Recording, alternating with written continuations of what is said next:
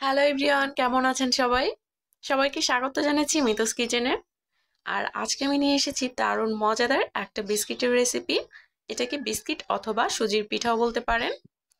এর জন্য আমি প্রথমেই একটা ডিম ভেঙে নিচ্ছি।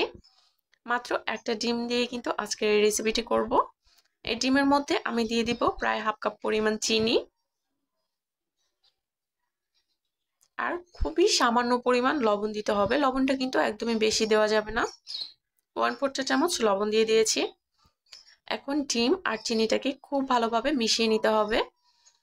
ডিমের কালারটা কিন্তু একদম চেঞ্জ হয়ে আসবে। 5 থেকে 7 মিনিটের মতো আমি ডিমটাকে চিনির সাথে খুব ভালোভাবে ফেটিয়ে নিয়েছি।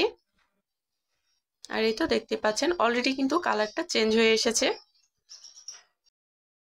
চিনিটা যেন খুব ভালোভাবে গলে যায়, অবশ্যই এই দিকটা লক্ষ্য রাখতে হবে। ডিম আর চিনিটা খুব ভালোভাবে ফেটানো হয়ে গেলে এখানে আমি দিয়ে দেব ময়দা। আমি এখানে প্রায় 1 কাপ ময়দা দিয়েছি। আর এখানে দিয়ে দিব 1/3 কাপ সুজি। এখন এটাকে খুব ভালোভাবে মিশিয়ে নিতে হবে। আর এর সাথে কিন্তু গুঁড়া দুধটাও দিতে হবে। আমি কিন্তু দিতে ভুলে গিয়েছি প্রথমে, পরে কিন্তু আমি দিয়ে দিয়েছি গুঁড়া দুধটা।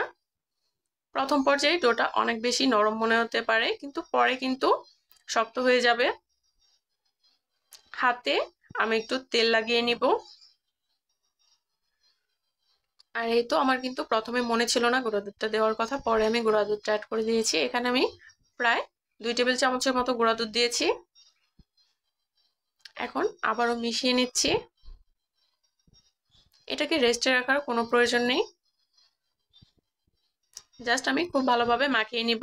আর তারপর এখান থেকে আমি বিস্কিটগুলো বানিয়ে নিব। হাতে সামান্য তেল দিয়ে নিলে কিন্তু ডোটা আর হাতে লেগে যাবে না। এই ডোটা কিন্তু প্রচুর আঠাযুক্ত হয়। এই তো ডোটাকে আমি খুব ভালোভাবে মুথে নিয়েছি। এখন এখান থেকে বিস্কিটের শেপগুলো দিয়ে দিব। আপনারা চাইলে কিন্তু অন্য যে কোনো শেপে বানাতে পারেন, কিন্তু এই শেপে বানালে কিন্তু খুব ভালোভাবে ভাজাও হয়ে যায় আর খেতেও ভালো লাগে, দেখতেও ভালো লাগে।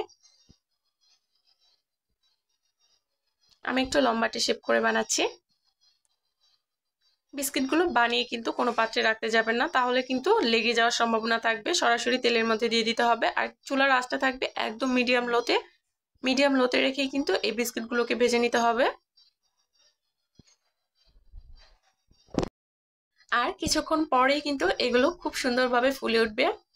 দেখতে পাচ্ছেন কতটা ফুলে উঠেছে। আর এগুলোকে কিন্তু নেড়ে চেড়ে খুব ভালোভাবে ভেজে নিতে হবে, তাহলে কিন্তু একটা সাইডে বেশি কালার হয়ে যাবে আর অন্য সাইডে কালার হবে না। আমি এগুলোকে প্রায় 3 মিনিট পর কিন্তু উল্টে দিচ্ছি। একটু সাবধানের সাথে উল্টে দিতে হবে।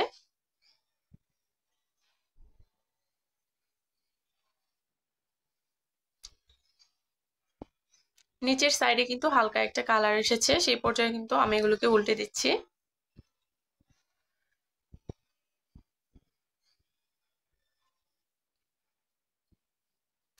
সকল স্টেপ যদি ফলো করেন তাহলে কিন্তু আপনাদের রেসিপিটাও একদম পারফেক্ট হবে।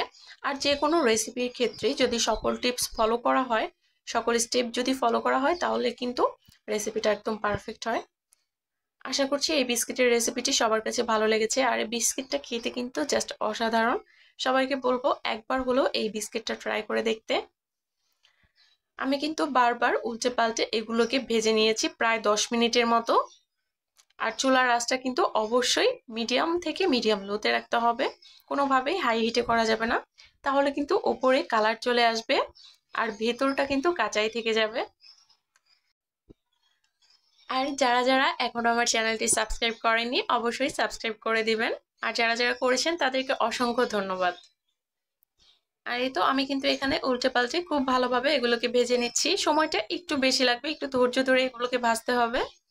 যখন খুব সুন্দর একটা কালার চলে আসবে তখন কিন্তু এগুলোকে তুলে ফেলতে হবে। এই তো আমার বিস্কিটগুলো কিন্তু এখন কমপ্লিট, অনেক সুন্দর একটা কালার কিন্তু চলে এসেছে। এখন আমি এগুলোকে তুলে ফেলবো।